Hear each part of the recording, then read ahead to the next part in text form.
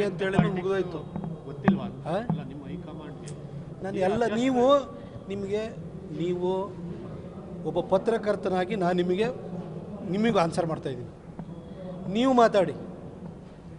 ನಾನು ಎಲ್ಲದನ್ನು ಕೂಡ ಬಿಡಿಸಿ ಹೇಳಿದ್ದೀನಿ.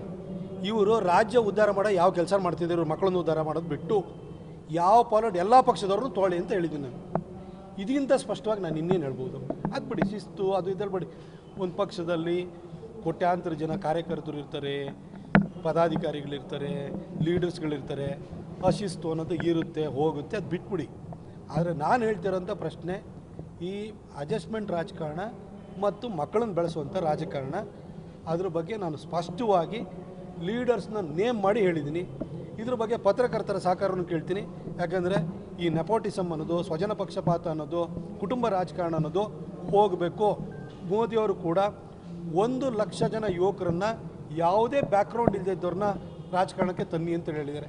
ಅವರಿಗೆ ಭವಿಷ್ಯ ಆಗಬೇಕಲ್ವ?